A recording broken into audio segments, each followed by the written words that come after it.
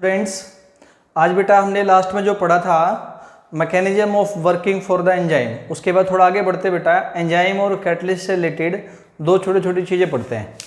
पहली चीज़ है बच्चों इसमें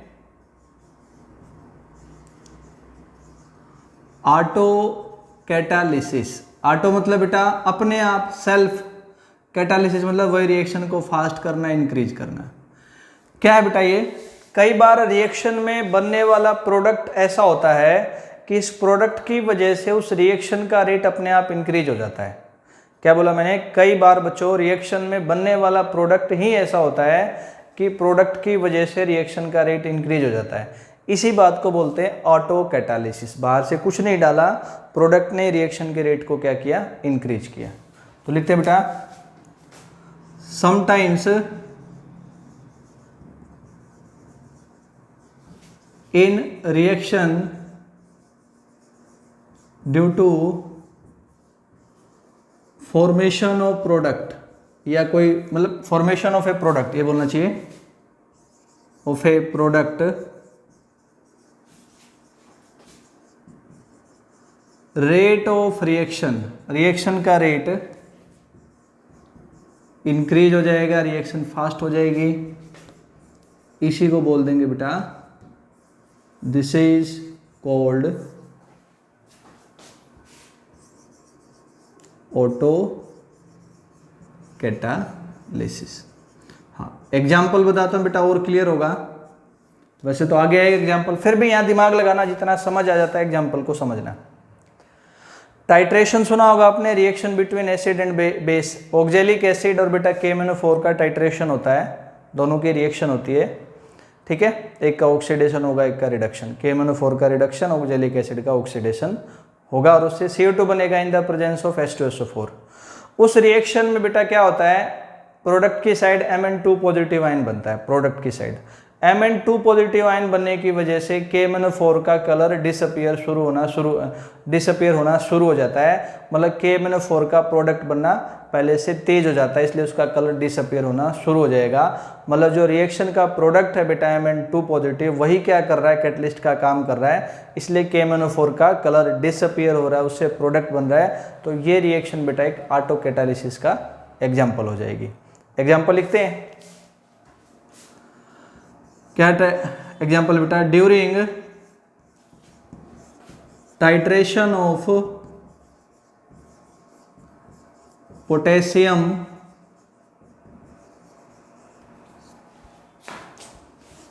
पर मैंगनेट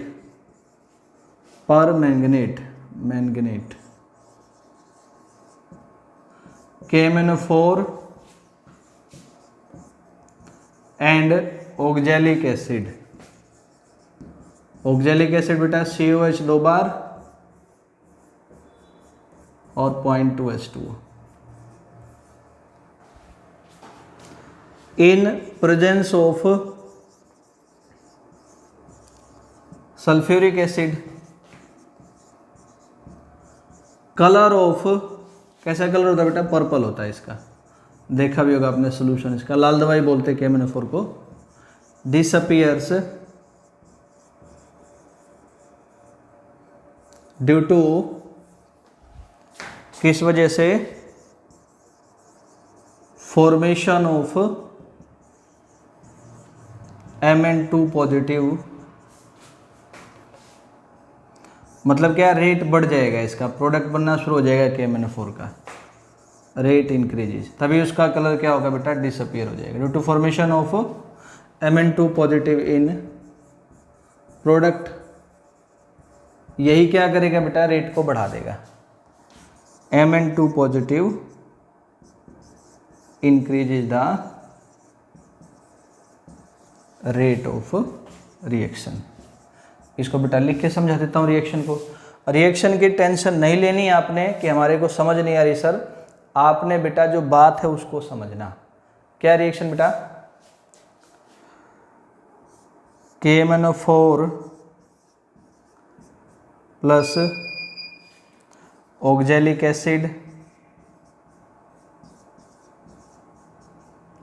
सल्फ्यूरिक एसिड की प्रेजेंस में रिएक्शन है, क्या बन जाएगा K2SO4 MnSO4 plus CO2 plus H2O। Balance कर लेते हैं।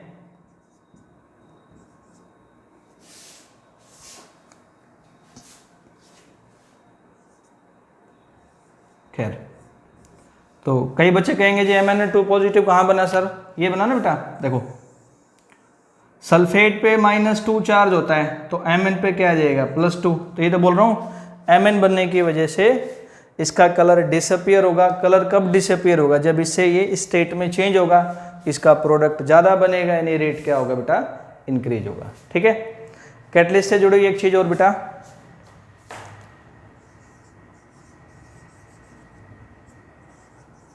Induced catalysis.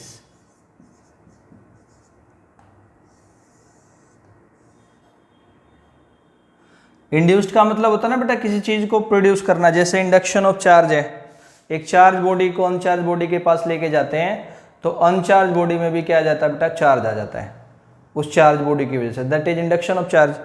तो जब एक रिएक्शन होने की वजह से किसी दूसरे रिएक्शन की रेट के ऊपर इफेक्ट हो, एक रिएक्शन होने की वजह से किसी दूसरे रिएक्शन का रेट अफेक्ट हो, मतलब एक की वजह से दूसरे का रेट इंक्रीज हो जाए, बढ़ जाए, वो रिएक्शन हो जाए, और दोनों को करवाने के लिए कंडीशन भी अलग अलग हो, कोई जरूरी है दोनों सेम कंडीशन में हो, तो उसको बोलते हैं बेटा इंड्यूस्ड कैटालिसिस। लिखते definition, when by one reaction rate of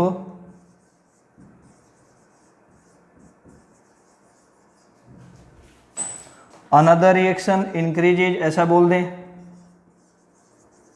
या एक रिएक्शन की वजह से बेटा और अनदर रिएक्शन टेक्स प्लेस, एक की वजह से दूसरी रिएक्शन हो जाए।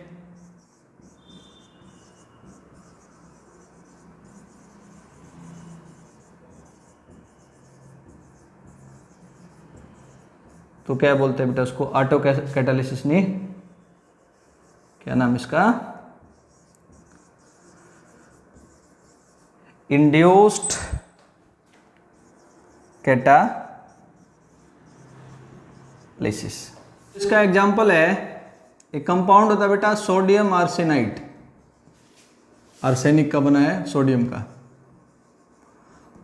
अगर बेटा एयर इसमें से पास करते हैं, इसको एयर में रखते हैं तो इसका ऑक्सीडेशन नहीं होता है, नहीं हो रही reaction.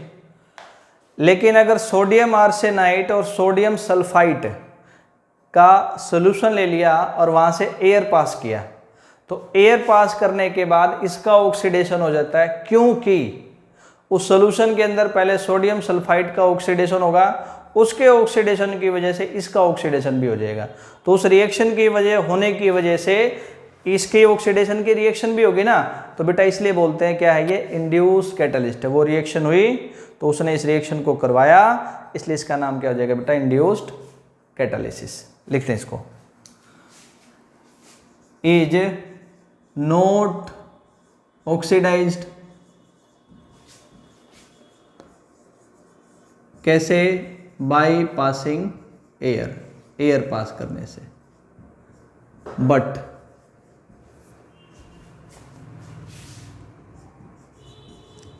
in solution of sodium arsenite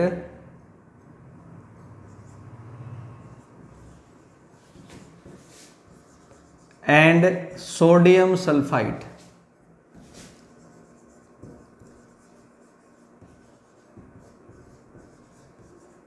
when air को पास करते हैं, when air is pass, then sodium arsenite क्या हो जाएगा बेटा? ऑक्सीडाइज हो जाएगा। किस वजह से? ड्यू टू ऑक्सीडेशन ऑफ, किसके ऑक्सीडेशन की वजह से? सोडियम सल्फाइड के ऑक्सीडेशन की वजह से। ये पूरा हो गया बेटा। अब बेटा हम इतने दिन से एडजॉर्प्शन के बारे में पढ़ रहे हैं, तो कुछ देखते बेटा एडजॉर्प्शन की एप्लीकेशंस, यूजेज कहाँ कहाँ उसके। तो एप्लीकेशंस ऑफ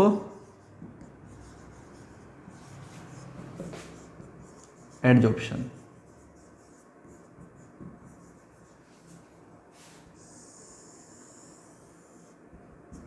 फर्स्ट है बेटा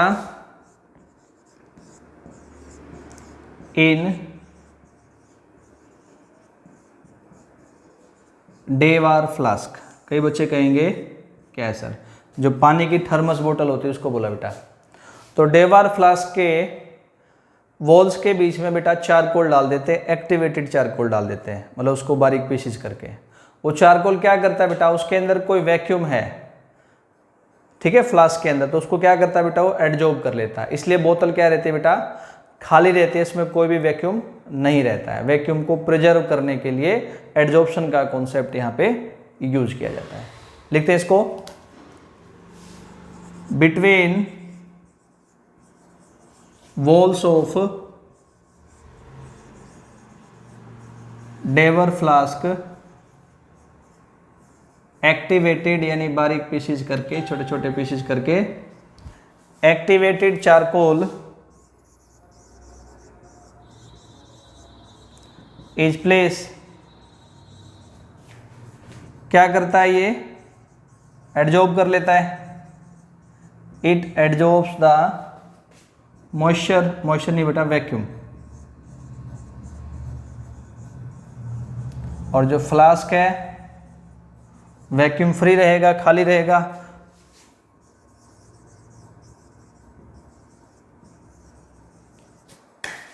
वैक्यूम ने बेटा गैस को एडजॉर्ब करेगा ना, कोई गैस हो गई फालतू की, तो फ्लास्क क्या रहेगा आपका, फ्री रहेगा, गैस लिखना। दूसरी बात, जो इंस्ट्रूमेंट्स होते हैं बेटा उनके अंदर मॉइस्चर हो, कोई एक्सपेरिमेंट करने वाला इंस्ट्रूमेंट है, मॉइस्चर है, तो रीडिंग गड़बड़ आएगी। तो क्या करते हैं बेटा, उस मॉइस्चर को भी एडजॉर्ब कर लेते हैं, इंस्ट्रूमेंट फ्री हो जाता है, तो उस पर एक्सपेरिमेंट ठीक से किया जाता है। तो सेकंड बोल सकते हैं बेटा इन रिमूविंग एडजॉर्प्शन से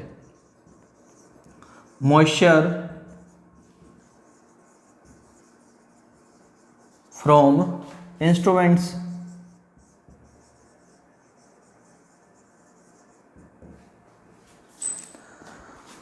थर्ड वाला बच्चों बोल सकते हैं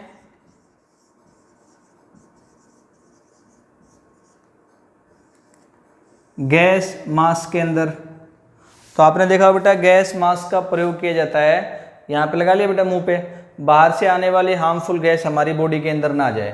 तो गैस मास्क के अंदर चारकोल होता है बेटा, जो हार्मफुल गैस का एडजॉर्प्शन कर लेता है, और सिर्फ साफ हवा, प्यूरिफाइड हवा ही हमारी बॉडी के अंदर, हमारे फेफड़ों के अंदर, लंग्स के अंदर जाती है। ये तीसरा काम हो गया। तो लिखेंगे बेटा, तो चारकोल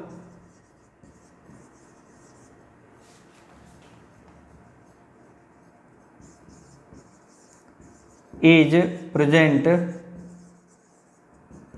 इन गैस मास्क, जो क्या करता है, विच एडजॉर्ब्स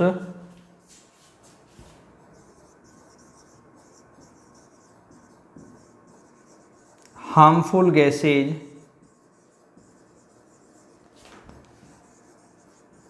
फ्रॉम एयर, एयर के हार्मफुल गैसेज को एडजॉर्ब करता है। फिर बेटा आपने क्रोमेटोग्राफी मेथड पढ़ा था कंपाउंड की प्यूरिफिकेशन के लिए, कि प्योर कंपाउंड और उसकी इम्प्योरिटी किसी सरफेस पे एडजॉर्ब हो जाती है।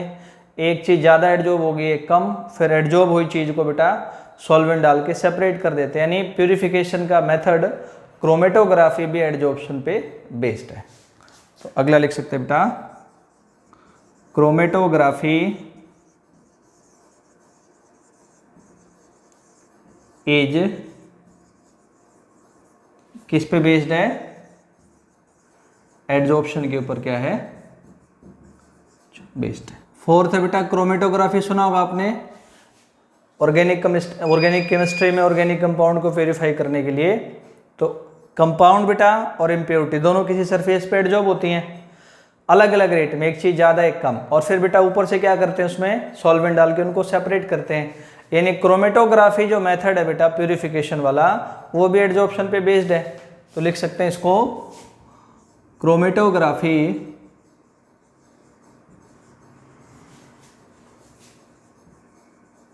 is based on adsorption.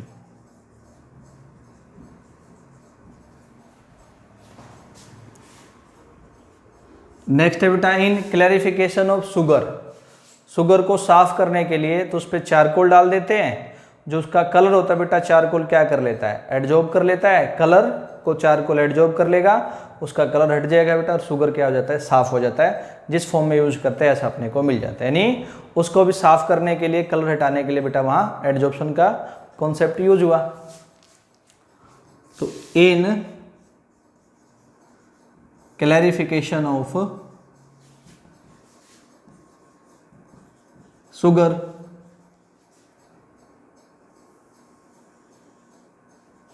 तो क्या बोलेंगे बेटा, कलर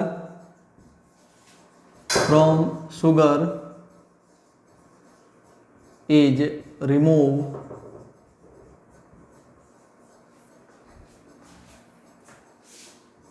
बाय एडजॉर्प्शन प्लेसिंग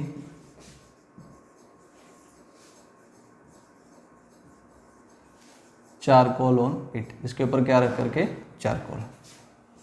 छठी बात बेटा, अभी आपने पढ़ा थोड़े दिन पहले हेट्रोजीनियस कैटलिस्ट की जो वर्किंग है एडजॉर्प्शन पे बेस्ड है, डिटेल में पढ़ा है, इसको नाम लिख लेते हैं। In working of heterogeneous catalyst,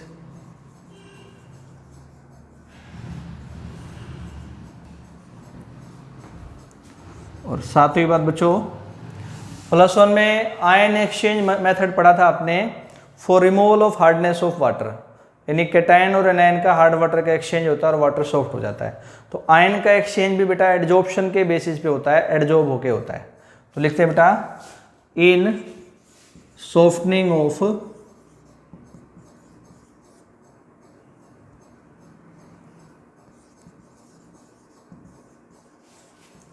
hard water, कैसे, by ion exchange method. Next बेटा फ्रोथ फ्लोटेशन मेथड का भी 10th में पढ़ा होगा या 12th में, अभी अगले यूनिट में पढ़ेंगे हम। क्या करते हैं बेटा, सल्फाइड ओर का पार्टिकल, ऐसा ओर जिसमें सल्फर है जैसे कॉपर सल्फाइड, उसको प्योरीफाई करने के लिए यूज किया जाता है। कॉन्सेप्ट क्या होता है बेटा, सल्फाइड ओर का पार्टिकल ऑयल के पास जाके एडजॉर्ब हो जाता है और इम्प्योरिटी के पार्टिकल वाटर में डिजोल्व हो जाते हैं, तो ऐसा अलग हो जाएगा। यानी सल्फाइड ओर का प्योरीफिकेशन का मेथड, उसके कंसंट्रेशन का मेथड, फ्रोथ फ्लोटेशन भी एडजॉर्प्शन पे बेस्ड है। तो froth flotation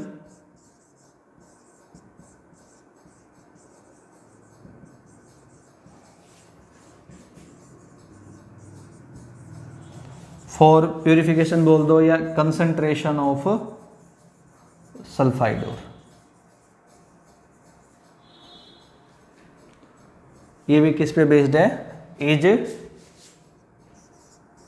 based on adsorption.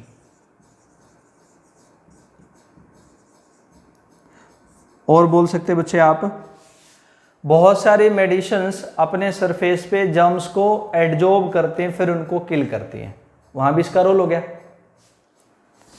तो मैनी मेडिसिन्स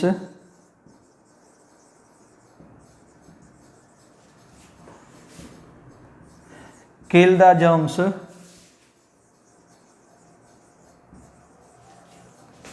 कैसे, उनको बेटा एडजॉर्ब करके।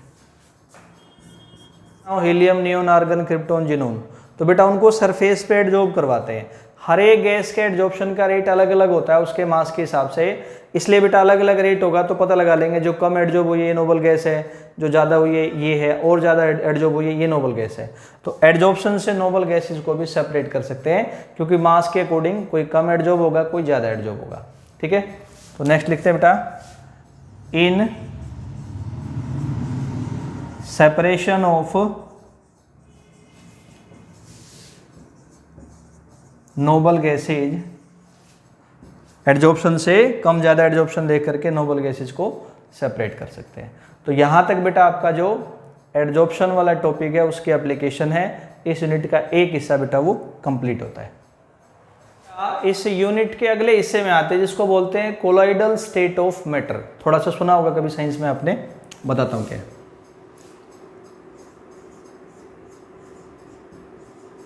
Colloidal state of matter. तो बच्चों इसको समझने के लिए पहली चीज मैं आपको पढ़ाता हूं, इसमें क्रिस्टलोइड नाम है ना, जो क्रिस्टलोइड, जो क्रिस्टल जैसा। तो बेटा सब्सटेंस जैसे शुगर है, साल्ट है, यूरिया है, जो क्रिस्टलाइन फॉर्म में मिलते हैं, इनको डिजोल्व फॉर्म में ले लो। पहली चीज क्या बताई बेटा, क्रिस्टलोइड। ऐसे सब्सटेंस जैसे कि शुगर साल्ट यूरिया जो क्रिस्टलाइन फॉर्म में मिलते हैं, उनको डिजोल्व फॉर्म में ले लिया और वो बेटा इजीली परचमेंट मेम्ब्रेन, एनिमल मेम्ब्रेन या सेमी परमेबल मेम्ब्रेन से पास हो जाए, उनको बोलते हैं बेटा क्रिस्टलोइड। तो लिखते हैं डेफिनेशन,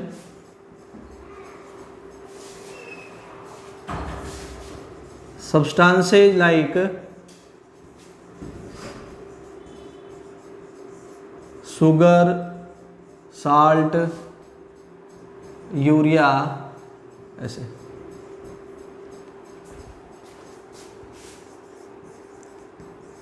विच अकर्स इन, पाए जाते हैं कैसे, crystalline form,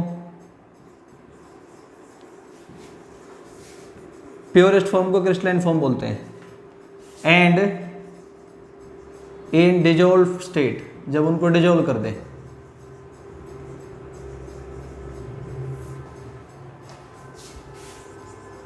can easily pass through, आसानी से पास हो सकते हैं,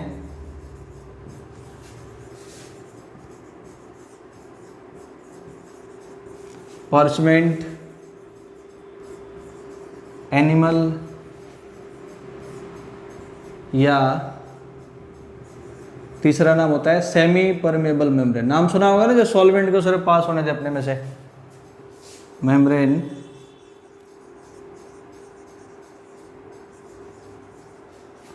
आर कॉल्ड, क्या बोल देंगे इसको, इट्स कॉल्ड क्रिस्टलोइड। अब जो नाम है ना ऊपर कोलॉइडल स्टेट, अब उसको देखते हैं, कोलॉइड सब्सटेंस लाइक गम, जेलेटिन, स्टार्च, एल्बुमिन, प्रोटीन और एग के अंदर होता है। ये नॉन क्रिस्टलाइन फॉर्म में मिलते हैं, यानी प्योरेस्ट फॉर्म में नहीं होते, और जब इनको डिजोल्व स्टेट में लेंगे तो ये एनिमल सेमी परमेबल या परचमेंट मेम्ब्रेन से पास नहीं होंगे। ऐसे सब्सटेंस को बोलते हैं बच्चों कोलॉइड। ठीक है, ये पास हो जाएंगे, एनिमल मेम्ब्रेन से पास नहीं होते। तो क्या बोला मैंने बच्चों, substances like glue, gelatin carbohydrate होता है बच्चों, एल्बुमिन एग में मिलने वाला प्रोटीन है, स्टार्च आटे मिलता है कार्बोहाइड्रेट है, etcetera, which occurs in non crystalline form, यानी प्योरेस्ट फॉर्म में नहीं मिलते,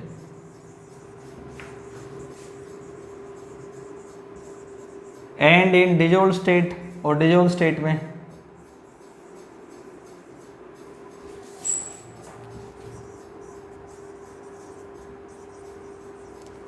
कैन नॉट पास थ्रू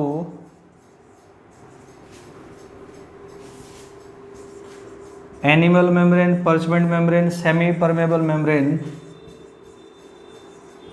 क्या बोला जाता है उसको, इज कॉल्ड कोलॉइड। ये इंट्रोडक्शन है, और कई सारी बातें इसके बारे में और हम पढ़ेंगे भी, कहाँ से पास होंगे और क्या प्रॉपर्टी होगी कोलॉइड की। बच्चों जैसे कोलॉइड देखा है, एक आपने सोल्यूशन भी सुना है, होमोजेनियस मिक्सचर। और एक सस्पेंशन भी सुना होगा, जैसे पानी और रेत को मिलाते हैं, सॉइल और वाटर को मिलाते हैं, तो बच्चों सस्पेंशन है, उसमें आपको वाटर अलग दिखेगा, सॉइल अलग दिखेगा। थोड़ी देर के लिए उनको रखते हैं तो आप क्या देखेंगे, सॉइल जो नीचे बैठ जाएगा, पानी अलग ऊपर रह जाता है, ऐसा सस्पेंशन है। तो 3 चीज़ें हो गई, सोल्यूशन या ट्रू सोल्यूशन, कोलॉइड, और तीसरी चीज़ होगी बच्चों सस्पेंशन। तीनों में क्या क्या डिफरेंस हो सकता है, एक बार थोड़ा इसको भी क्लियर करते हैं। तो टेबल के रूप में इस बात को समझेंगे। टेबल के पहले कॉलम में बनाते हैं बच्चों, सबसे पहले प्रॉपर्टी लिखेंगे, किस किस प्रॉपर्टी के बेस पे कंपेयर करना है।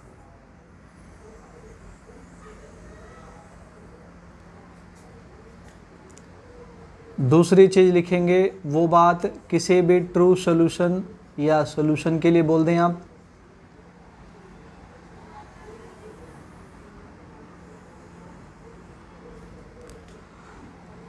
तीसरे कॉलम में वही चीज किसके लिए पढ़ेंगे हम, कोलॉइड के लिए। और लास्ट वाले कॉलम में बेटा किसके लिए पढ़ेंगे हम, सस्पेंशन के लिए। ऐसा पढ़ना है, तो देखते हैं।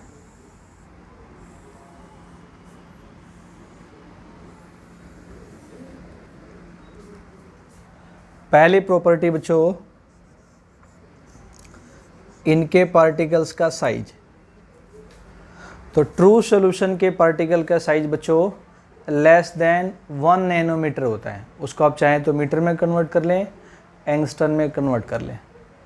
कोलॉइड के पार्टिकल का साइज 1 से लेके 1000 नैनोमीटर के बीच होता है। और सस्पेंशन के पार्टिकल का साइज मोर देन 1000 नैनोमीटर होता है। तीनों को लिखते हैं। ट्रू सॉल्यूशन के पार्टिकल का साइज है लेस देन 1 नैनोमीटर। इनका है बच्चों 1 नैनोमीटर से 1000 नैनोमीटर के बीच में। और सस्पेंशन में बेटा मोर देन क्या 1000 नैनोमीटर। दूसरी बात, फिल्टर एबिलिटी।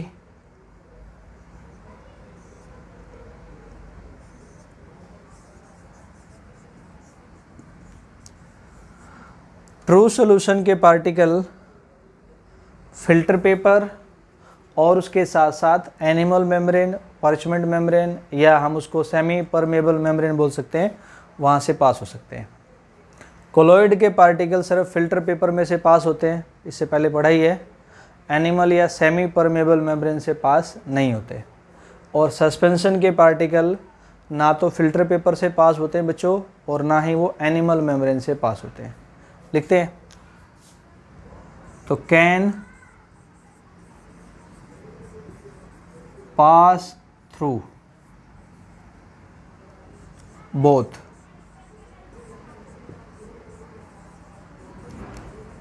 फिल्टर पेपर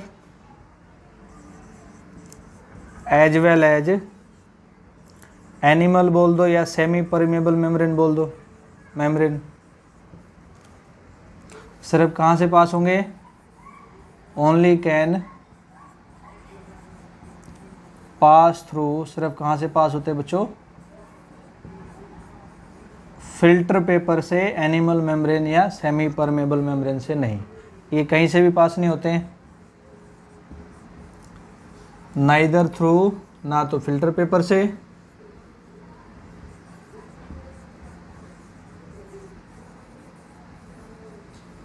और ना ही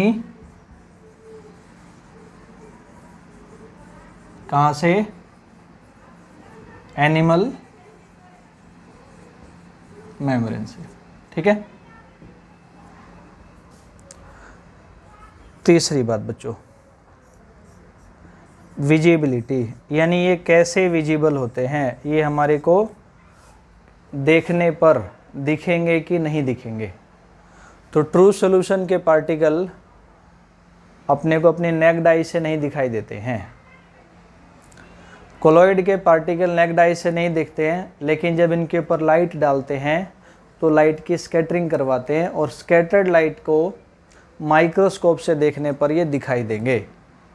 सस्पेंशन के पार्टिकल हम अपने नेक्ड आई से देख सकते हैं, जैसे सोइल और वाटर में बेटा वाटर अलग दिखता है, सोइल अलग दिखता है। तो लिखते हैं इसको,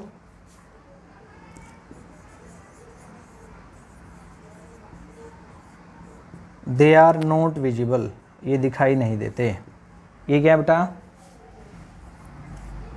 नॉट विजिबल बाई, ये नेक्ड आई से तो दिखते नहीं, बट आफ्टर स्कैटरिंग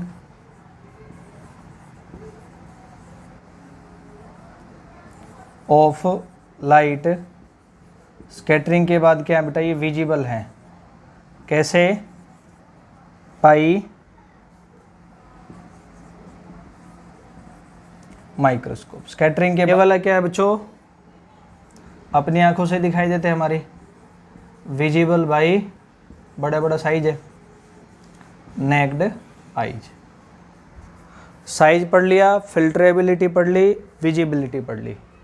अब पढ़ते बच्चों अपीयरेंस। अपीयरेंस का मतलब हम इनके आर पार देख सकते हैं, नहीं देख सकते हैं, ये अपीयरेंस का मतलब है। फोर्थ प्रॉपर्टी,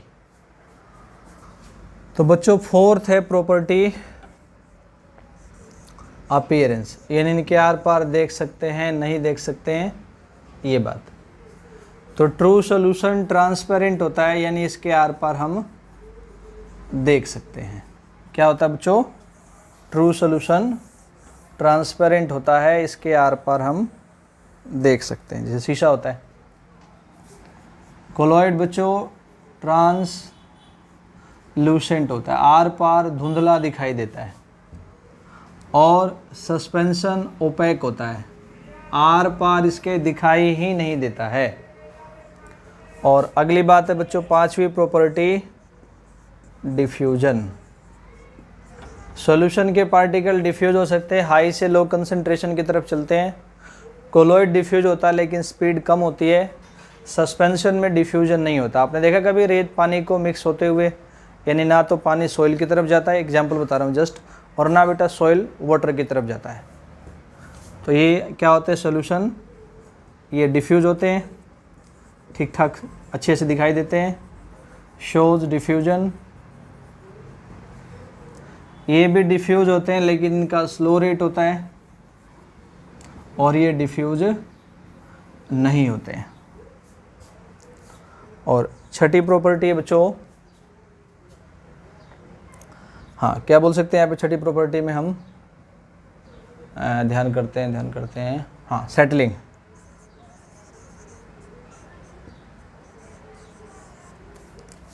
सेटलिंग होता है बच्चों किसी चीज़ का नीचे बैठना, जमना, रुकना, इकट्ठा होना, नीचे इकट्ठा होना। तो ट्रू सॉल्यूशन आपने मान लो बच्चों शुगर वाटर का मिक्सचर लिया है, ट्रू सॉल्यूशन बनाया है, तो आपने कभी नहीं देखा होगा होमोजेनियस मिक्सचर में कि शुगर और वाटर में से एक चीज़ नीचे बैठ गई है। अगर बैठती है तो ट्रू सॉल्यूशन नहीं है। कई बार कम डीजल होता है ना, शुगर नीचे बैठ जाएगा, that is not true solution. Colloid जो होता है इसमें भी सेटलिंग नहीं होती है, सस्पेंशन में होता है। आपने सॉइल और वाटर के मिक्सचर में देखा ना, सॉइल नीचे इकट्ठा हो जाता है, वाटर अलग लेयर में रहता है, दैट इज सेटलिंग होती है सिर्फ सस्पेंशन में। तो लिखते हैं, तो true solution do not settle down,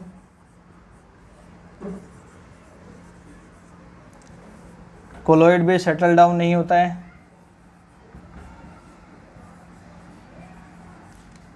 और जो सस्पेंशन होता है बच्चों वो नीचे बैठ जाता है।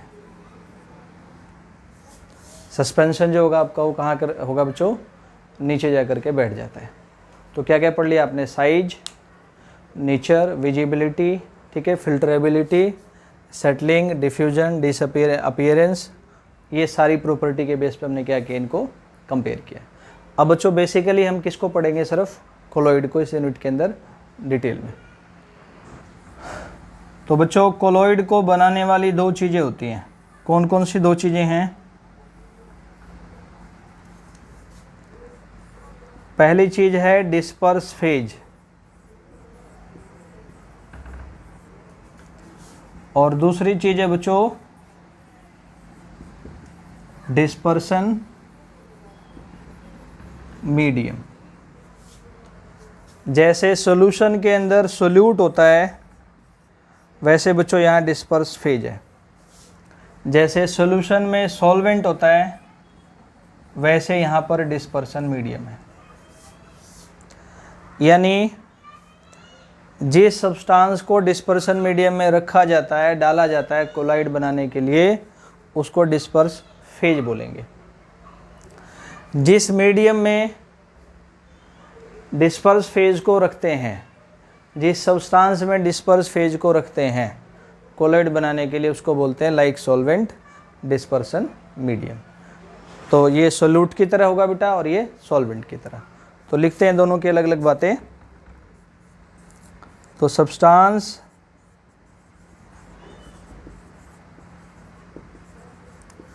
विच इज प्रेजेंट इन, जो कि प्रेजेंट होता है कहाँ पे, डिस्पर्सन मीडियम के अंदर, क्या करने के लिए, कोलॉइड बनाने के लिए।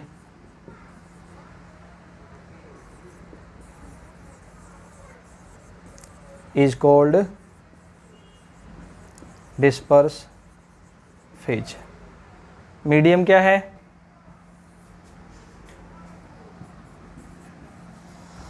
सब्सटेंस इन विच, जिसके अंदर क्या होता है, डिस्पर्स फेज प्रेजेंट होता है। डिस्पर्स फेज इज प्रेजेंट किस लिए, क्या बनाने के लिए, टू फॉर्म कोलॉइड। उसको बोल देंगे बच्चों डिस्पर्सन मीडियम। अब पढ़ते हैं क्लासिफिकेशन ऑफ कोलॉइड, कोलॉइड के टाइप। और पहला क्लासिफिकेशन पढ़ेंगे बेटा on the basis of physical state of dispersion medium and disperse phase के बेसिस पे कोलॉइड के कितने टाइप होते हैं। तो देखते हैं बच्चों अब क्लासिफिकेशन ऑफ कोलॉइड, कोलॉइड का क्लासिफिकेशन। ठीक है, पहला किस बेसिस पे है, पहले ही बताता हूँ। On the basis of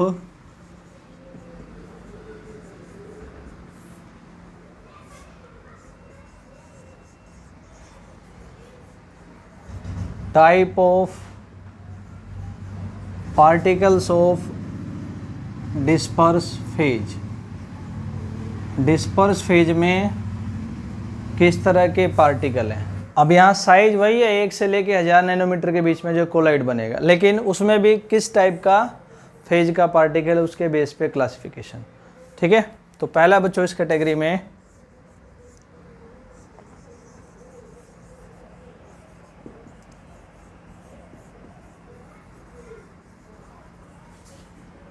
multi molecular colloid. Multi का मतलब बहुत सारे ना, मैनी। मॉलिक्यूलर से याद करना मॉलिक्यूल, बहुत सारे मॉलिक्यूल। तो जब बहुत सारे एटम, आयन या मॉलिक्यूल किसी डिस्पर्सन मीडियम में आकर के इकट्ठे हो जाते हैं या डिस्पर्सन मीडियम में आ जाते हैं, बहुत सारे एटम, आयन या मॉलिक्यूल किसी डिस्पर्सन मीडियम में आ जाएं और वहाँ पे डिस्पर्सन मीडियम के साथ जो वो कोलॉइड बनाए उसको बोलते हैं बच्चों मल्टी मोलिकुलर कोलॉइड। तो क्या बनेगी डेफिनेशन, व्हेन मैनी एटम्स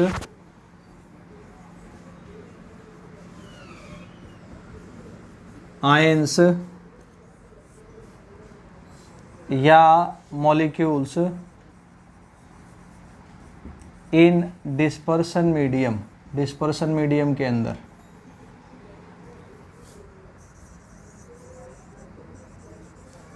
क्या कर दें, फॉर्म कोलॉइड, तब इसका नाम हो जाएगा, it is called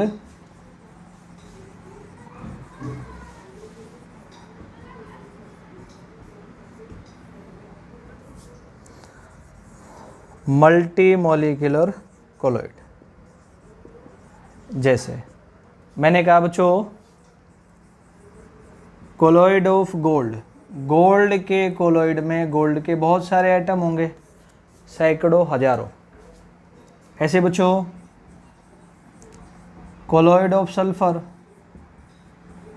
sulphur S8 molecule के कोलॉइड को बनाने के लिए इसमें 1000 ऑफ S8 सल्फर के मॉलिक्यूल होते हैं डिस्पर्सन मीडियम में, इसको बोलेंगे बच्चों मल्टी मॉलिक्यूलर कोलॉइड। दूसरा टाइप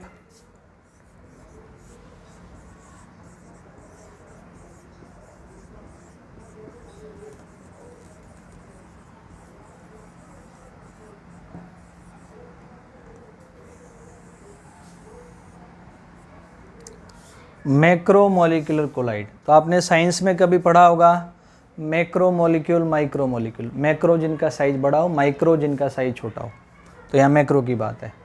तो जब बड़े साइज के मॉलिक्यूल जिनका मॉलिक्यूलर मास हाई होता है वो किसी डिस्पर्सन मीडियम से जुड़ जाते हैं तो उनका जो कोलॉइड बनता है उसको बोलते हैं मैक्रोमोलिकुलर कोलॉइड। जैसे ग्लूकोज का कोलॉइड C6H12O6 बड़ा मॉलिक्यूल, इतने सारे एटम है। सुक्रोज का कोलॉइड C12H22O11 बड़ा मॉलिक्यूल इसका कोलॉइड। ये नेचुरली कुछ एग्जांपल हो गए। आप सिंथेटिक भी ले सकते हो, जैसे हम क्या करते हैं सिंथेटिक रबड़ बनाते हैं, बड़ा मॉलिक्यूल होता है उसका कोलॉइड। ठीक है बेटा, सिंथेटिक आप क्या बनाते हो उसके अलावा, रबड़ के अलावा और सिंथेटिक हम क्या बनाते हैं बहुत सारे, जैसे बेटा नायलॉन सुना आपने, वो बड़ा मॉलिक्यूल है, उसके अंदर भी कार्बन के कम से कम 12-13 एटम होते हैं, हाइड्रोजन ऑक्सीजन भी होता है, उसका कोलॉइड क्या होगा मैक्रोमोलिकुलर कोलॉइड। लिखते हैं सबको, when molecules having large size and high molecular mass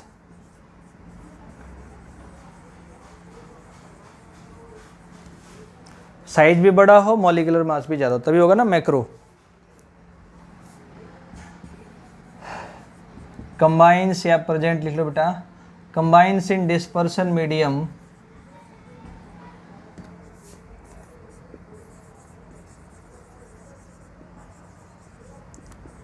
then colloid form, जो colloid बनता है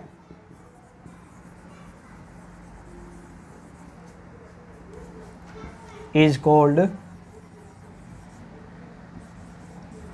macromolecular कोलॉइड। एग्जाम्पल हो जाएगा इसका बच्चों,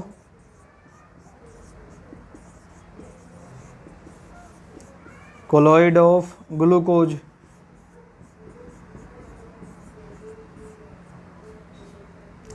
कोलॉइड ऑफ सुक्रोज,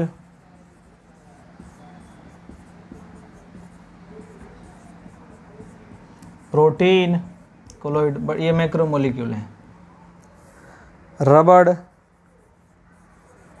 और भी ऐसे मैक्रोमोलिकुलर कोलॉइड के एग्जाम्पल हो सकते हैं। अब तीसरा टाइप बच्चों, पहला हो गया ना साइज के बेसिस पे, पार्टिकल का नेचर कैसा है, उसके टाइप ऑफ पार्टिकल कैसा है, मल्टीमोलिकुलर मैक्रो। तीसरा बच्चों एसोसिएटेड कोलॉइड या मिसेल। क्या होता है ये, दुनिया में बहुत सारे ऐसे सब्सटेंस है जब तक उनकी कंसंट्रेशन लो है वो बिहेव करते हैं जो इलेक्ट्रोलाइट, मतलब आयन के अंदर डिसोसिएट होंगे, पॉजिटिव और नेगेटिव आयन के अंदर। लेकिन जैसे उन सब्सटेंसेस की कंसंट्रेशन इंक्रीज होगी, हाई होगी, वो सब इकट्ठे हो जाएंगे, ग्रुप बना लेंगे, एक जगह आ जाएंगे।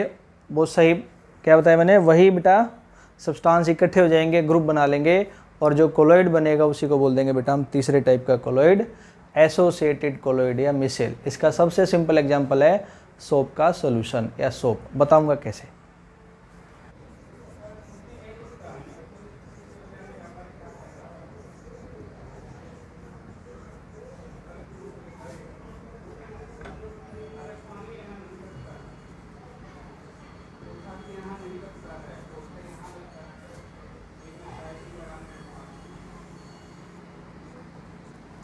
तो लिखते बेटा definition,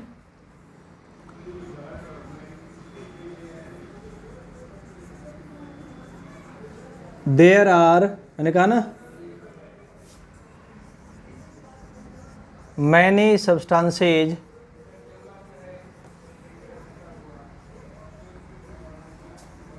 which are at their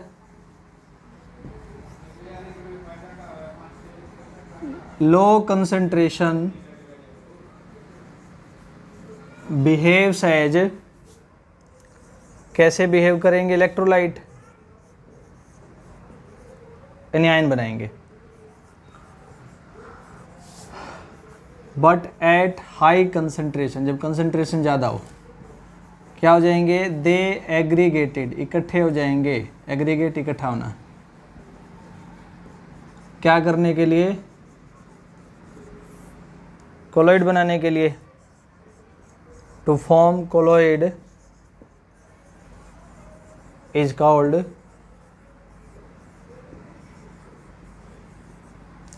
associated colloid और मिसेल। सोप को जब वाटर में डालते हैं तो ऐसा कोलॉइड या मिसेल बनता है। तो सोप को जब वाटर में डालेंगे तो बताता हूं कैसे।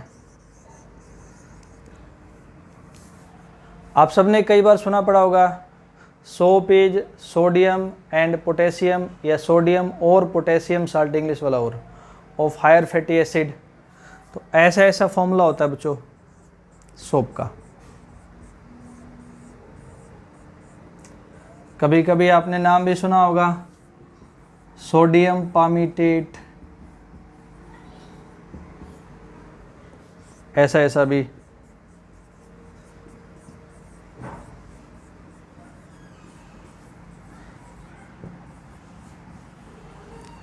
सोडियम स्टीरेट,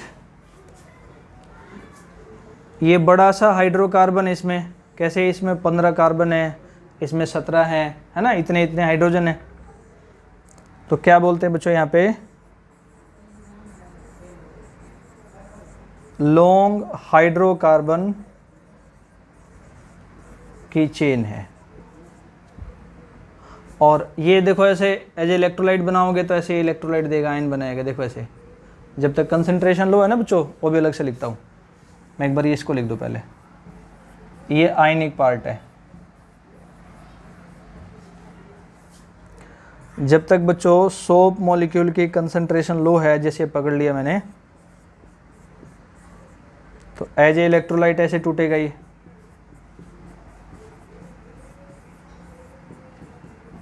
हो गया। तो मैंने कहा कि सोप के अंदर लॉन्ग हाइड्रोकार्बन चेन है, और ये वाला जो लॉन्ग हाइड्रोकार्बन चेन है इस पे तो कोई चार्ज है नहीं, तो इसको हाइड्रोफोबिक टेल भी बोलते हैं। हाइड्रो मतलब वाटर, फोबिक मतलब हीटिंग, वाटर हीटिंग टेल। इस पे आयनिक पार्ट है, इसको हम हाइड्रोफिलिक हेड भी बोलते हैं। हाइड्रो मतलब वाटर, फिलिक मतलब लविंग। आयनिक पार्ट, पोलर पार्ट, ये इसी को बोल देंगे हाइड्रोफिलिक हेड।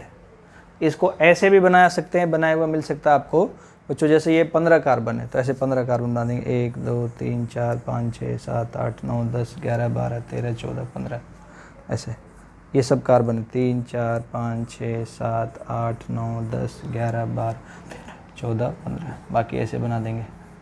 ऐसे भी डिजाइन से बना हुआ ये मिल सकता है। लिखते हैं बच्चों इसको, सोप कंटेन्स लॉन्ग हाइड्रोकार्बन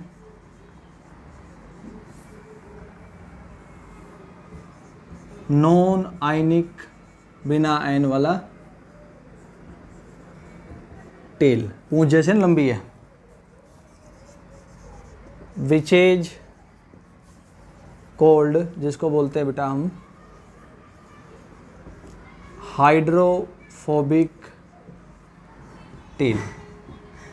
दो वर्ड हैं, hydro water, phobic heating. And an ionic या पोलर, पोलर मतलब दोनों चार्ज हैं। हेड बोल सकते हैं इसको, जो कि क्या बच्चों, which is hydrophilic. Hydrophilic, hydro मतलब वाटर, फिलिक मतलब लविंग, वाटर लविंग। इतने से मुद्दे की बात करते हैं फिलहाल। यानी इसको अगर डायग्राम से समझाना हो कि कैसे मिसेल में चेंज होगा बताता हूँ।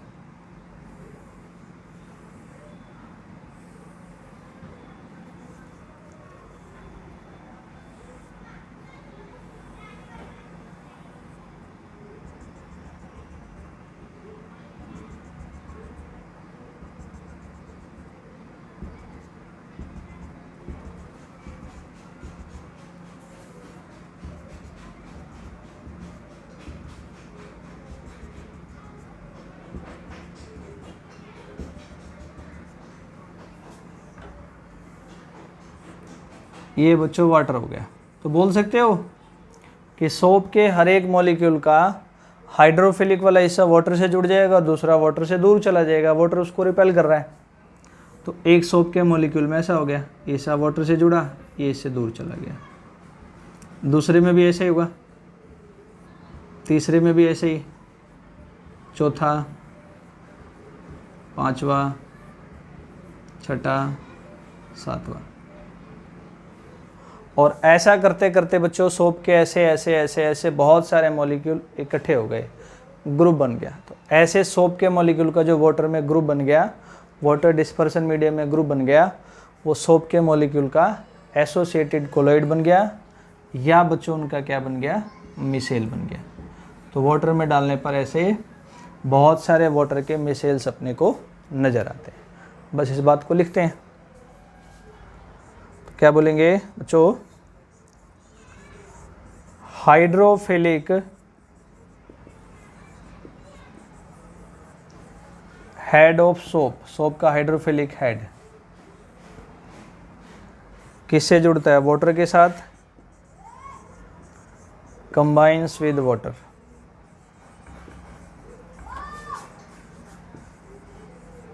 एंड हाइड्रोफोबिक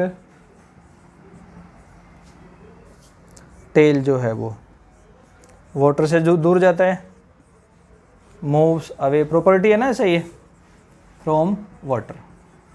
और ऐसा अरेंज होते हुए, ऐसे ऐसे अरेंज होते हुए इस तरीके से,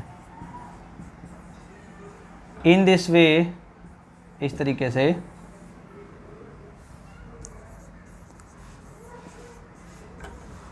सोप मॉलिक्यूल्स इकट्ठे हो जाते हैं, एग्रीगेटेड, क्या करते हैं एग्रीगेट होके, मिसेल बनाते हैं, एसोसिएटेड कोलॉइड बनाते हैं। ठीक है, अब एक चीज़ और पढ़ लेते हैं यहाँ, इसी से रिलेटेड है, इसका पार्ट नहीं है पर इससे रिलेटेड है। आपने 10th में पढ़ा होगा बच्चों, क्या, क्लींसिंग एक्शन ऑफ सोप। क्या बोला मैंने, क्लींसिंग एक्शन ऑफ सोप। आपने अभी भी पढ़ा, सोप के दो हिस्से, हाइड्रोफिलिक वो वाटर से जुड़ेगा, सोप का दूसरा हिस्सा है हाइड्रोफोबिक जो वाटर से दूर जाता है। तो कपड़े के अंदर बच्चों जो डर्ट है, ऑयल है और ग्रीस है, वो हाइड्रोफोबिक टेल से जुड़ेगा। तो सोप के एक हिस्से में ऑयल डर्ट आ गया, दूसरे हिस्से में वाटर आ गया, कुल मिला के लिक्विड इकट्ठा हो गया। तो ऐसा कोलाइड बना जिसके अंदर ऑयल नाम का एक लिक्विड है, दूसरा लिक्विड आपका वाटर है। तो जिस कोलाइड में बच्चों डिस्पर्स फेज और मीडियम दोनों लिक्विड होते हैं, उसको हम क्या बोलते हैं, इमल्सन बोलते हैं। तो ऐसा बेटा कपड़ा डालने के बाद सोप एक इमल्सन बना देगा, डर्ट ऑयल ग्रीस से एक हिस्सा जुड़ के, वाटर से दूसरा हिस्सा जुड़ के। उस इमल्सन में कपड़े को या तो हाथ से रगड़ते हैं या बच्चों उसको मशीन में गोल गोल घुमाते हैं। ऐसा होने से धीरे धीरे इमल्सन में से बच्चों जो मैल है, ऑयल है, डर्ट है, ग्रीस है, वो सेपरेट होना, अलग होना क्या हो जाता है, शुरू हो जाता है, स्टार्ट हो जाता है। लिखते हैं इसको। आपने ये इसके अंदर भी क्लींसिंग एक्शन में बच्चों मिसेल का डायग्राम बना करके इसको शो करना है। तो क्या है ये, यहाँ से लिखते हैं, हाइड्रोफिलिक हेड ऑफ सोप क्या करता है, कंबाइन करता है किससे, वाटर से, और जो हाइड्रोफोबिक टेल है वो कंबाइन करता है oil, dirt and grease. In this way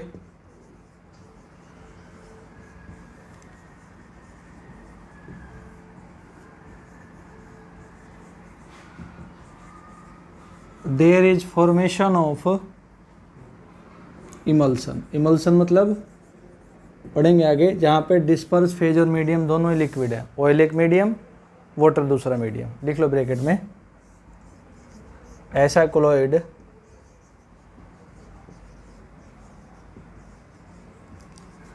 in which both disperse phase and medium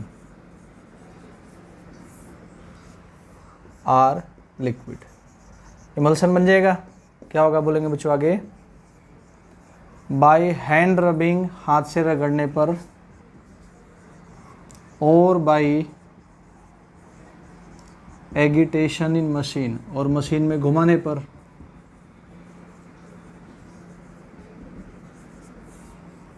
क्या लिख देंगे,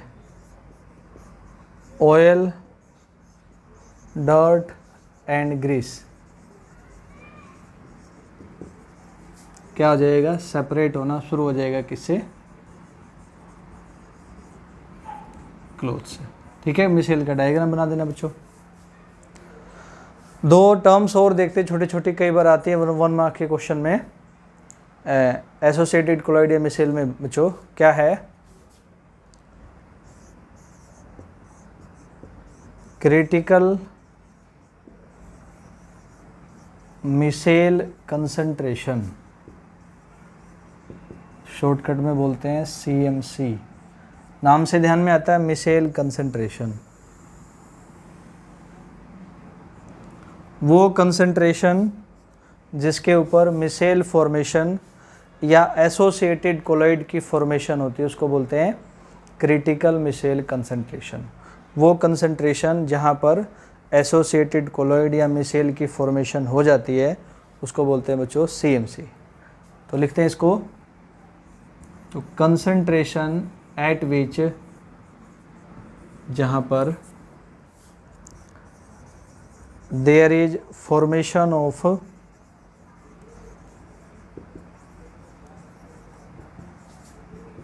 micelle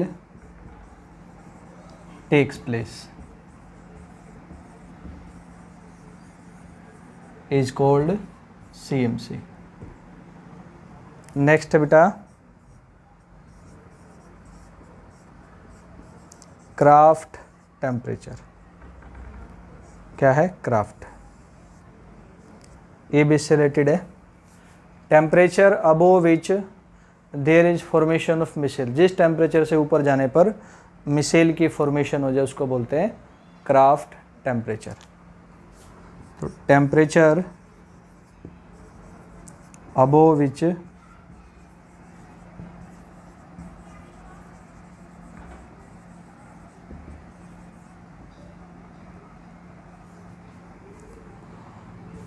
formation of micelle takes place. तो बच्चों ये पहले टाइप का क्लासिफिकेशन पढ़ रहे थे हम, डिस्पर्स फेज का पार्टिकल कैसा है उसके बेस पे कोलॉइड का टाइप। दूसरा टाइप देखते हैं कोलॉइड का, on the basis of interaction between disperse phase and dispersion medium. Disperse phase और डिस्पर्सन मीडियम के पार्टिकल के बीच में इंटरेक्शन कैसा है, इंटरेक्शन मतलब उनमें अट्रैक्शन है या रिपल्सन है।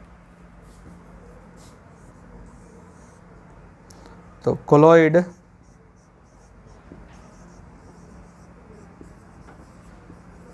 On the basis of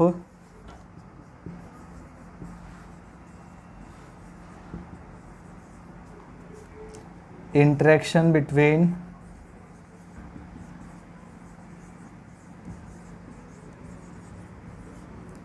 disperse phase and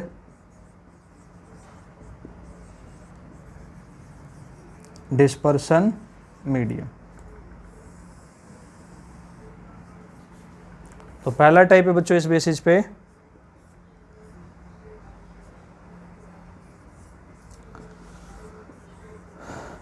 lyophilic colloid. अब नाम से ही आपको समझ आ जाएगा।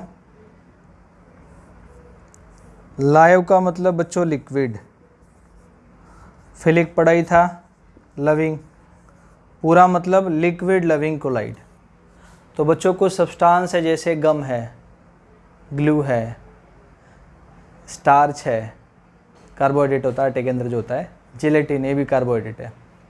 अगर इनको किसी लिक्विड डिस्पर्सन मीडियम में क्या करते हैं, डिजोल्व करते हैं, तो ये डायरेक्ट उस लिक्विड डिस्पर्सन मीडियम में डिजोल्व हो जाते हैं, लिक्विड लविंग, उससे जुड़ जाते हैं। तो बच्चों मैंने नाम लिया, इस तरह के सब्सटेंस लिक्विड डिस्पर्सन मीडियम में डिजोल्व हो जाते हैं या उससे जुड़ जाते हैं क्योंकि लायोफिलिक है ना, और उसके बाद जो कोलॉइड बनता है उसको बोलते हैं लायोफिलिक कोलॉइड। लिखते हैं substances like glue, gelatin, gum, starch when combines with या dissolve in लिख सकते हो suitable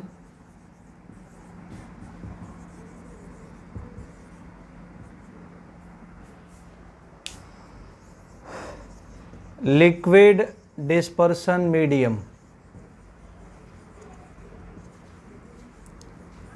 then colloid form is called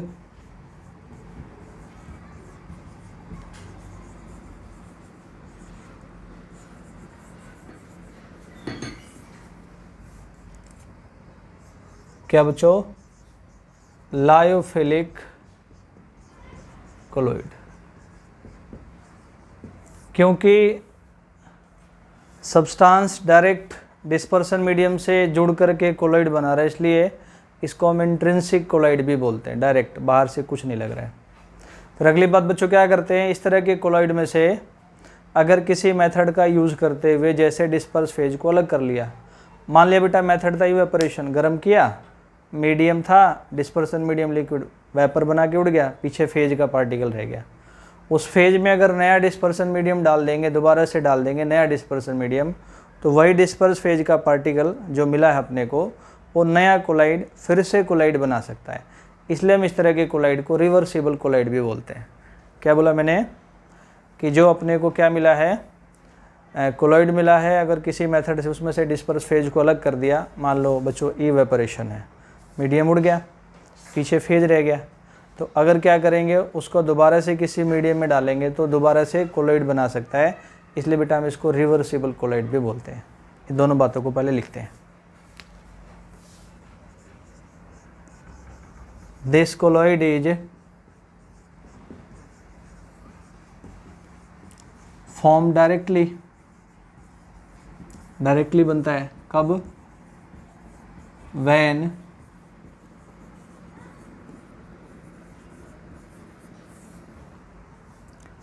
क्या करता है, सब्सटेंस कंबाइन करता है किससे, डिस्पर्सन मीडियम से, इसलिए so it is called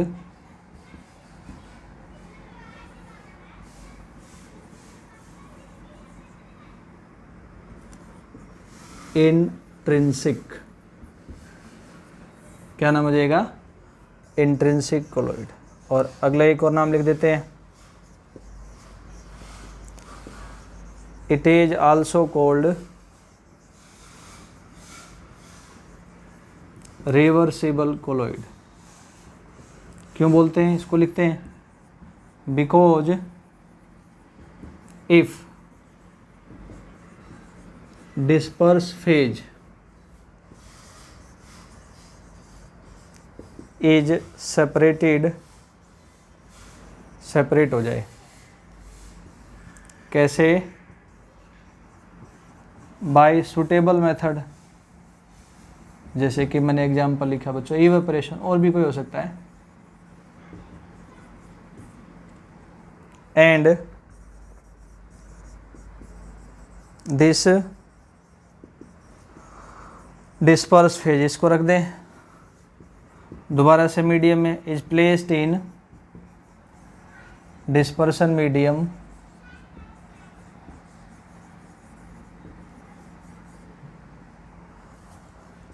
then दोबारा से कोलॉइड बन जाएगा, कोलॉइड इज फॉर्म अगेन, इसलिए बोला इसको बच्चों रिवर्सिबल कोलॉइड। और तीसरी बात और जोड़ सकता हूँ मैं इसमें, अगर डिस्पर्सन मीडियम बच्चों बोला लिक्विड होगा, लायोफिलिक नाम है, अगर वो लिक्विड वाटर ले लें तो इसको हम बोल देंगे बच्चों हाइड्रोफिलिक कोलाइड। हाइड्रो मतलब water. If dispersion medium is water,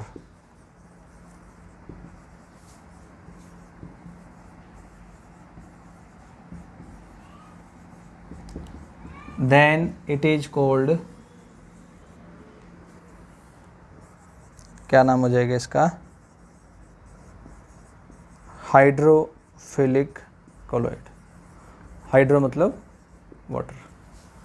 ठीक है बच्चों, दूसरा टाइप देखते हैं इसी में कोलॉइड का। और दूसरा टाइप कौन सा है आपका, लायोफोबिक कोलॉइड। क्या नाम लिखा मैंने, लायोफोबिक कोलॉइड। लायो वर्ड से याद करना बेटा लिक्विड, फोबिक से याद करना है हेटिंग, तो पूरा नाम हो गया बेटा लिक्विड हेटिंग कोलाइड। जो इससे पहले पढ़ा जस्ट इससे अपोजिट है। तो कुछ सब्सटेंस है बेटा, जैसे मेटल है, मेटल का सल्फाइड है, या ऐसे और भी हो सकते हैं। अगर उनको लिक्विड डिस्पर्सन मीडियम में डालते हैं तो बेटा वो डायरेक्ट लिक्विड में डिजोल्व नहीं होते, लिक्विड से कंबाइन नहीं होते। तो बाहर से बेटा कोई भी टेक्निक लगा करके ऐसे सब्सटेंस को लिक्विड डिस्पर्सन मीडियम से जोड़ देते हैं, और जोड़ने के बाद जो कोलॉइड बनता है उसको बोलते हैं लायोफोबिक कोलॉइड, क्योंकि डायरेक्ट लिक्विड में नहीं जुड़े, सिर्फ लिक्विड हेटिंग। बाहर से कौन सी टेक्निक लगेगी आगे पढ़ेंगे हम, कौन कौन सी टेक्निक लगती है। ऐसे कोलॉइड का नाम होगा बेटा लायोफोबिक कोलॉइड। इनको हम एक्सट्रिंसिक कोलॉइड भी बोलते हैं, क्योंकि डायरेक्ट लिक्विड से सब्सटेंस जुड़ करके कोलॉइड नहीं बना रहा है, बाहर से फोर्स लगा के बन रहा है, बाहर से टेक्निक से बन रहा है, इसलिए इनका नाम क्या होता है बेटा एक्सट्रिंसिक कोलॉइड भी होता है। अगली बात, ये जो होते हैं बेटा क्या होते हैं, इस तरह के कोलॉइड, अगर इनको जो होता है डिस्पर्स फेज मान लो बेटा किसी टेक्निक से अलग हो गया, तो उस डिस्पर्स फेज को दोबारा नए डिस्पर्सन मीडियम में डाल करके नया कोलॉइड इनसे नहीं मिलता है, इसलिए इनको हम इरिवर्सिबल कोलॉइड भी बोलते हैं। तो मैंने कहा था ना लायोफिलिक से अपोजिट है ये। लिखते हैं सारी बातें। क्या बोला बच्चों, सब्सटेंसेज लाइक मेटल सल्फाइड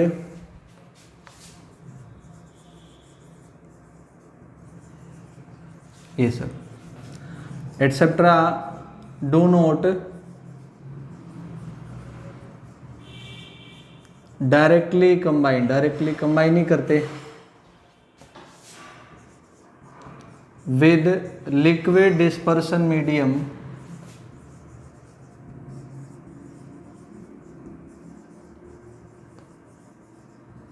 किसके लिए, कोलाइड बनाने के लिए, to form colloid. Then by applying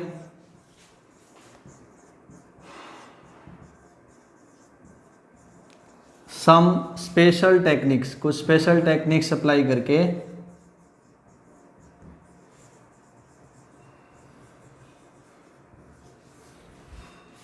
method apply करके बोल सकते हैं बेटा, they substances combine with liquid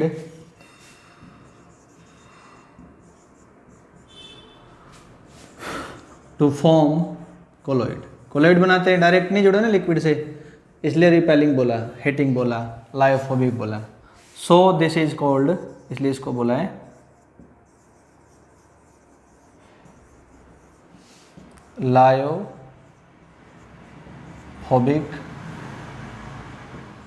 colloid. दो बातें और बताई थी मैंने।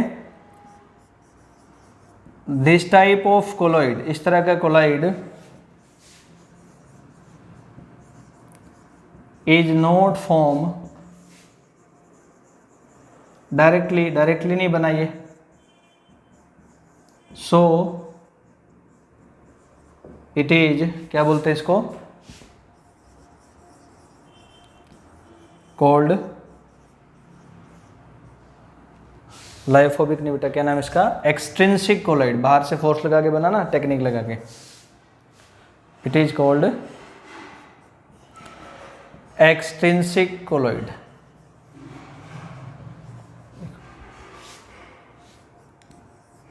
जिसका डिस्पर्स फेज अलग होगा, disperse phase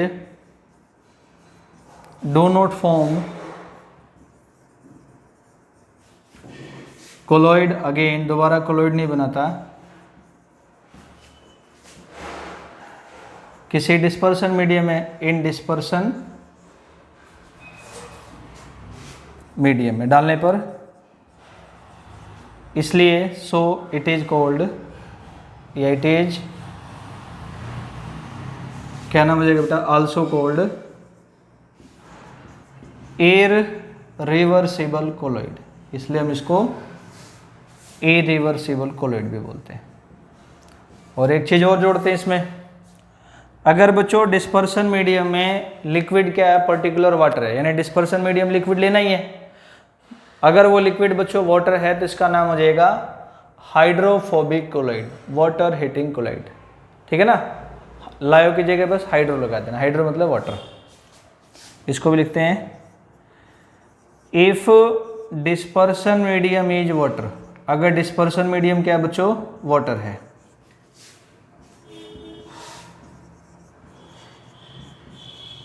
then colloid is called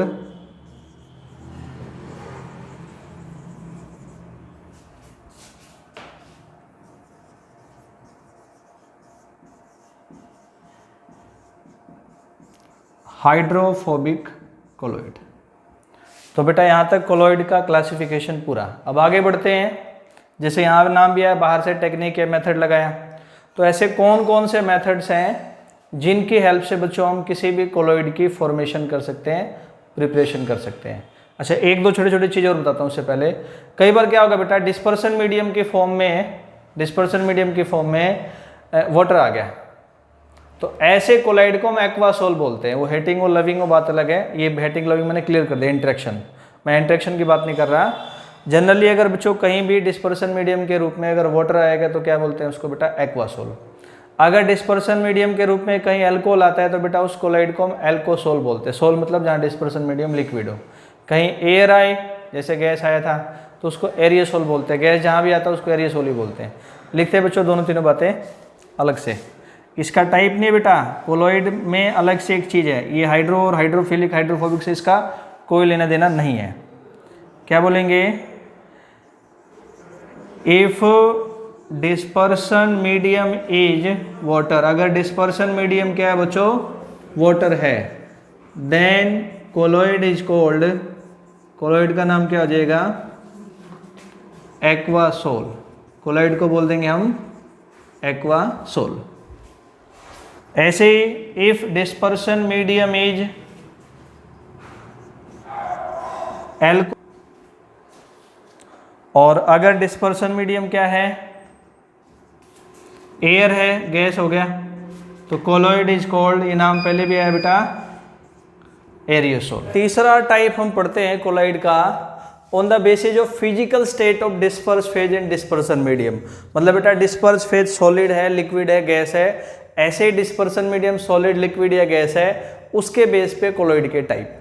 तो बेटा टेबल बनाते हैं, पहले लिखेंगे डिस्पर्स फेज, फिर लिखेंगे डिस्पर्सन मीडियम, फिर जो कोलॉइड बनेगा उसका नाम और एग्जाम्पल। मान लिया बेटा डिस्पर्स फेज सॉलिड लिया, मीडियम भी सॉलिड लिया, तो नेम ऑफ कोलॉइड होगा सॉलिड सोल।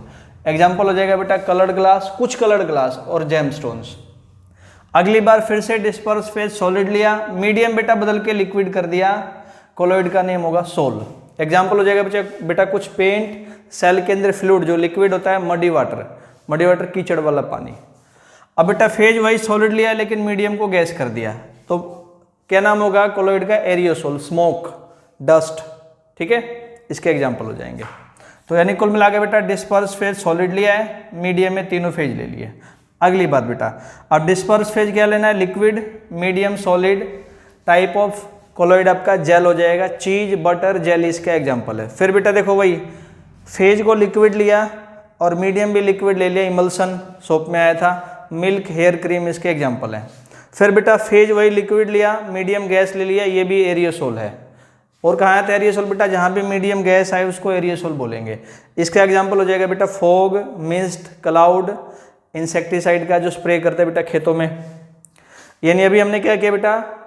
पहले में फेज को सॉलिड लिया, दूसरे में फेज को लिक्विड लिया। अब लेते बेटा फेज को गैस।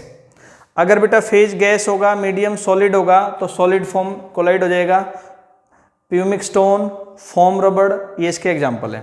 फिर बेटा अगर फेज गैस है, गैस लेना है, मीडियम लिक्विड है, तो आपका टाइप हो जाएगा कोलॉइड का नाम हो जाएगा फोम, फ्रोथ झाग को बोलते हैं, वाइप क्रीम आपके, और सोप, लेदर, साबुन का झाग इसका एग्जाम्पल हो जाएगा। तो ऐसे कुछ एग्जाम्पल है बेटा, ध्यान रखना। 2-3 बातें ज़्यादातर याद रखनी है। जब भी मीडियम लिक्विड होगा तो उसको सोल बोलेंगे, मीडियम सॉलिड होगा तो जेल बोलेंगे, मीडियम अगर गैस होगा तो उसको एरियोसोल बोलेंगे, फेज और मीडियम दोनों लिक्विड होंगे तो उसको इमल्सन बोलेंगे। ठीक, तो बेटा ये तीसरा टाइप और आपका जो है वो कंप्लीट होता है कोलॉइड का। तो पढ़ते हैं बच्चों, मेथड्स ऑफ प्रिपरेशन ऑफ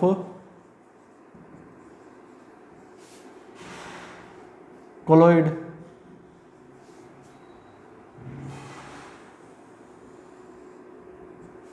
पहला मेथड है बच्चों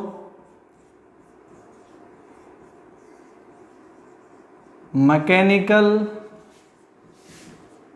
डिसइंटीग्रेशन।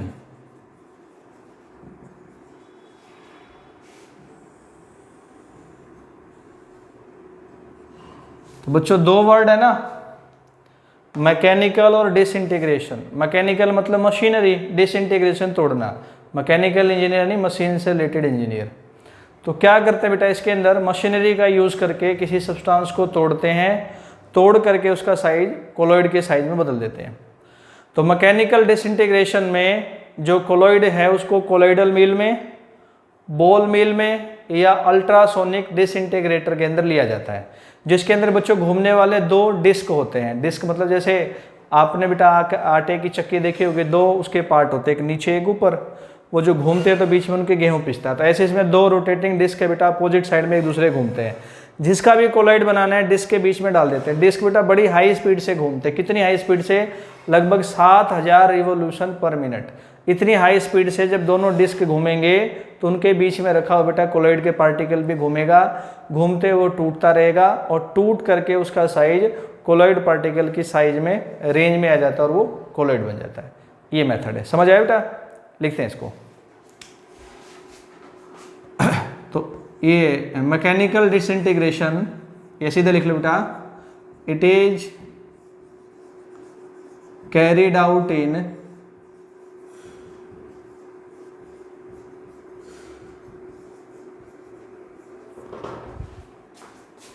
कोलॉइडल मिल, या दूसरा नाम हो जाएगा बच्चों बॉल मिल, या अल्ट्रासोनिक डिसइंटीग्रेटर। ठीक, तो लिखते क्या बोलेंगे बेटा? कोलॉइडल मिल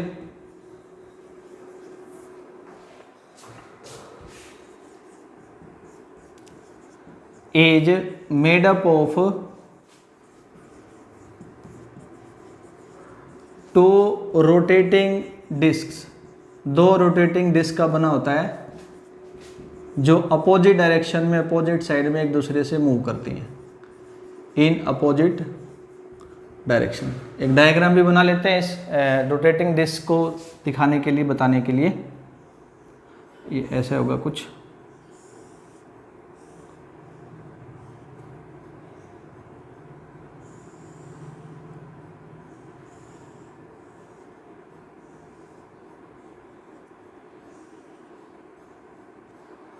ये अगर इधर घूम रहा है, ये इससे उल्टा घूमेगा। ये बताया बेटा मैंने दोनों क्या है आपस में, ये रोटेटिंग डिस्क्स। अपोजिट डायरेक्शन क्या लिखेंगे आगे बच्चों? ये शाफ्ट होता है जिसके चारों तरफ ये घूमते हैं। शाफ्ट समझते ना बेटा, कोई चीज फिक्स हो गई उसके चारों तरफ ऐसे ऐसे घूमेगा। The discs rotate with high revolution, high revolution के साथ। रिवोल्यूशन बेटा गोल गोल घूमना। कितना रिवोल्यूशन? लगभग 7000 रिवोल्यूशन पर मिनट, आरपीएम बोलते हैं जिसको। जिसका भी कोलॉइड बनाना है, substance which is to be converted into colloid, जिसको कोलॉइड में कन्वर्ट करना है उसको रख देंगे बेटा is place between rotating disc, इनके बीच में रख दिया जाता है।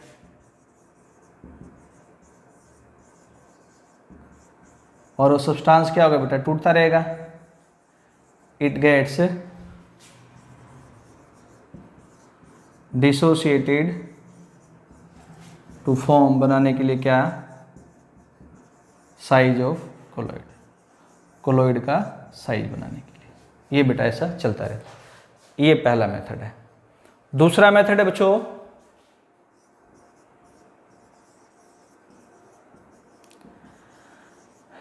इलेक्ट्रिकल डिसइंटीग्रेशन, या इसको बोलते हैं बैरेडिक्स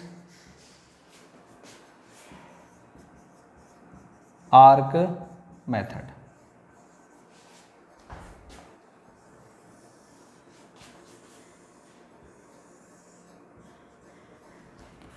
इलेक्ट्रिकल यानी इलेक्ट्रिसिटी से तोड़ना किसी चीज को। बैरेडिक नाम के साइंटिस्ट ने बताया था, आर्क मतलब स्पार्किंग हाई वोल्टेज, इसलिए बोला है आर्क। क्या करते हैं बेटा इस मेथड में? सबसे पहले एक बिकर या ऐसा टैंक लेते हैं और इसके बेटा नीचे आइस की लेयर बना देते हैं। बिल्कुल नीचे मतलब क्या बेटा? मतलब बिल्कुल बॉटम से बिकर के, और ऐसा इसके चारों तरफ ऊपर छोड़ करके।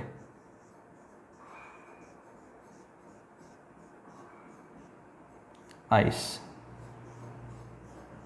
इसमें बेटा कोई भी सॉल्वेंट भर देंगे, जैसे कि वाटर भर दिया, ये डाल दिया वाटर।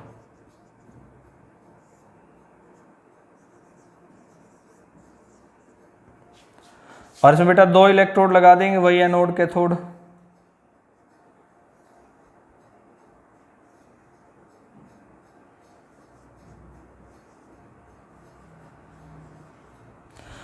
एकदम इलेक्ट्रोड्स में से बेटा हाई वोल्टेज पास करते हैं, स्पार्किंग पास करते हैं, तो इलेक्ट्रोड वेपराइज हो जाते हैं, वेपर की फॉर्म में चले जाते हैं। हाई वोल्टेज या स्पार्क देने से, जिसको आर्क बोला है बेटा, ये इलेक्ट्रोड्स वेपर की फॉर्म में चले जाएंगे। उन वेपर्स को बच्चों जो वाटर पे कंडेंस करेंगे, बिल्कुल यहाँ लो टेम्परेचर है ना, आइस है और फिर वाटर है, तो इस लो टेम्परेचर पे जब वाटर पे इसको कंडेंस करेंगे तो इलेक्ट्रोड्स बेटा वाटर में कंडेंस होके, जो कि आइस के ऊपर है, लो टेम्परेचर पे है, ये यहाँ जब कंडेंस होंगे तो ये बेटा कोलॉइड के अंदर क्या हो जाते हैं? चेंज हो जाते हैं। ठीक है, इलेक्ट्रिसिटी से पहले इसको तोड़ के वेपर बनाया गया, हाई वोल्टेज देकर के, इसलिए बोला इलेक्ट्रिकल डिसइंटीग्रेशन। ठीक, लिखते हैं इसको। क्या करेंगे इन दिस मेथड, इस मेथड के अंदर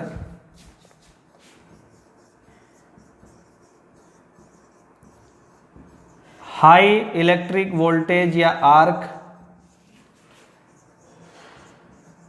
इज पास थ्रू, पास करते कहां से? इलेक्ट्रोड से। इलेक्ट्रोड मतलब बच्चों anode cathode. Due to electric arc, electric arc की वजह से इलेक्ट्रोड्स गेट वेपराइज, इलेक्ट्रोड क्या आ जाते हैं? वेपराइज हो जाते हैं। इनका कंडेंसेशन करा लो। बाय कंडेंसेशन ऑफ वेपर्स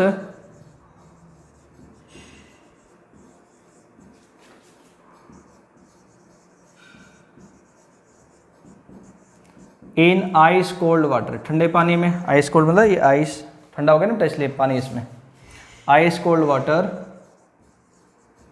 क्या बोल देंगे बच्चों, कोलॉइड इज फॉर्म, कोलॉइड बनता है। तो ये बेटा दूसरे टाइप का आपका मेथड हो गया। तीसरा मेथड देखते हैं। तीसरे मेथड का नाम है बच्चों पेप्टाइजेशन।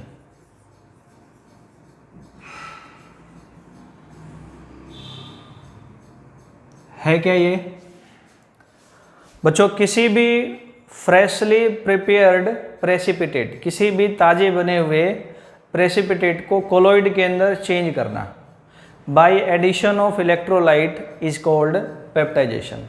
प्रेसिपिटेट क्या होता है बेटा, जैसे समझने के लिए मान लो शुगर वाटर को डिजोल्व किया, आपने कोशिश करी जितनी शुगर डिजोल्व होनी थी हो गई, जो बेटा शुगर अनडिजोल्व बच गई वो शुगर के प्रेसिपिटेट है। यानी अनडिजोल्व जो सब्सटेंस बचता है, इनसॉल्युबल जो सब्सटेंस बचता है उसको बोलते हैं प्रेसिपिटेट। ऐसा क्या कमाल होता है कि प्रेसिपिटेट पे इलेक्ट्रोलाइट डालेंगे तो कोलॉइड बन जाएगा।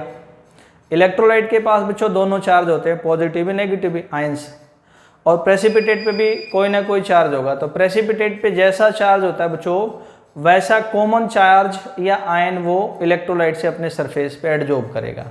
तो वैसा ही आयन उसके सरफेस पे इकट्ठा होगा। एक जैसे आयन जब इकट्ठे हो जाएंगे, ग्रुप बना लेंगे, तो उनका साइज कोलॉइड की रेंज में आ जाता है या कोलॉइड बन जाता है। लिखते हैं इस बात को, क्या peptization, process of converting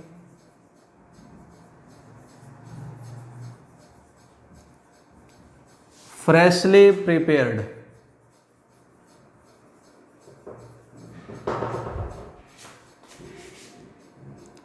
precipitate PPT into colloid, कैसे बेटा, by addition of electrolyte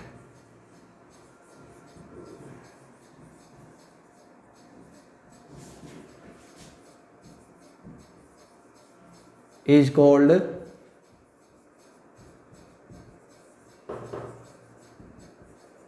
peptization.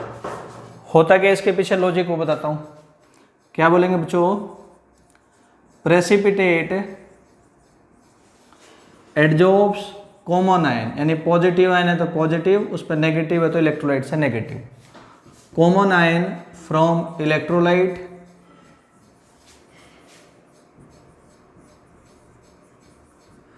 इस तरीके से, इन दिस वे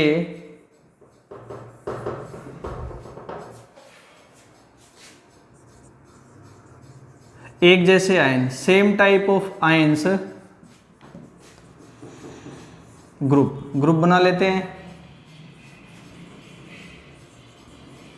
एंड फॉर्म क्या बन जाएगा, साइज ऑफ कोलॉइड बन जाएगा।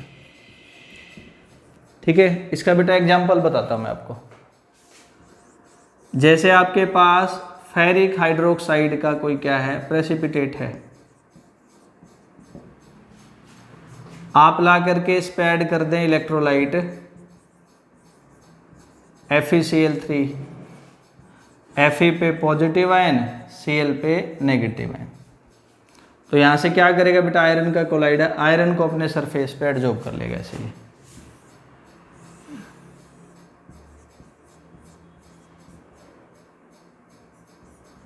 तो आयरन 3 पॉजिटिव और ये FeOH का आयरन 3 पॉजिटिव इकट्ठे होकर एक कोलाइड बना लेंगे। जो इसका कलर मिलेगा बच्चों रेडिश ब्राउन ऐसा मिल जाएगा। और बताता हूं एग्जांपल आपको,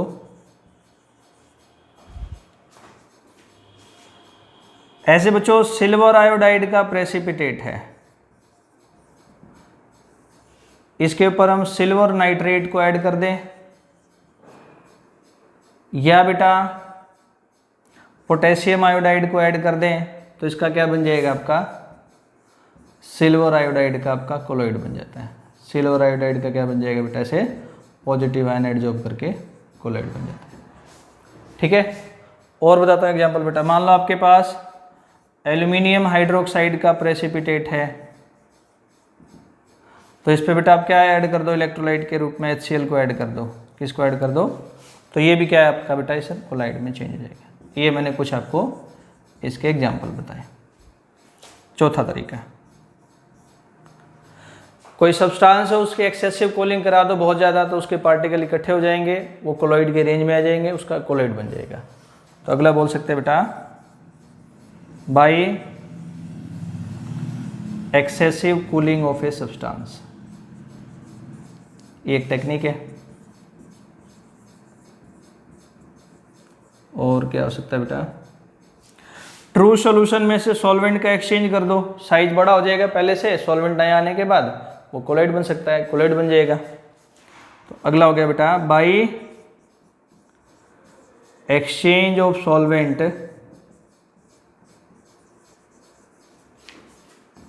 कहां से, from true solution. Sixth method है बच्चों केमिकल मेथड, यानी केमिकल रिएक्शंस अलग अलग टाइप की करवा के भी हम कोलाइड की प्रिपरेशन करवा सकते हैं। केमिकल मेथड का मतलब बच्चों क्या है, केमिकल रिएक्शन से। जैसे मैं एग्जांपल बताता हूँ इसका, मैंने लिया आर्सेनिक ऑक्साइड, आर्सेनिक ऑक्साइड ने रिएक्ट किया हाइड्रोजन सल्फाइड से, तो यहां से बच्चों AS2S3 इसके कोलाइड बन गए सल्फर के, तो बैलेंस कर देंगे, सल्फर के नहीं AS2S3 के, और साइड प्रोडक्ट बन गया वाटर, ये इसका कोलाइड बन गया। ठीक, ये रिएक्शन हुई, ये एक तरह से क्या है बच्चों, एक तरह का डबल डिकम्पोजिशन रिएक्शन है। यहाँ पे आयंस का क्या हुआ है, एक्सचेंज हुआ। तो इस केमिकल रिएक्शन के टाइप से भी कोलाइड बनता है, आयंस का क्या हुआ, आपस में एक्सचेंज हुआ। एक दूसरा एग्जांपल है FeCl3 है फेरिक क्लोराइड, वाटर से रिएक्शन करा दे, यानी कौन सी रिएक्शन हो गई इसकी, वाटर से रिएक्शन होती है तो उसको हाइड्रोलिसिस बोलते हैं। तो हाइड्रोलिसिस से भी कोलाइड बनेगा, यहाँ वाटर के मॉलिक्यूल आ जाएंगे, वाटर बनेगा ना HOH, ऐसे आयन बनाएगा H positive OH negative, OH iron के साथ, H के साथ, तो फेरिक हाइड्रोक्साइड के कोलाइड बन जाएंगे, और HCl यहाँ पे क्या बना देगा, साइड प्रोडक्ट। तो ऐसे बच्चों केमिकल रिएक्शन हाइड्रोलिसिस से भी हम कोलॉइड की फॉर्मेशन कर सकते हैं। तो यहाँ तक बच्चों कोलॉइड के मेथड्स ऑफ प्रिपरेशन आपके कंप्लीट।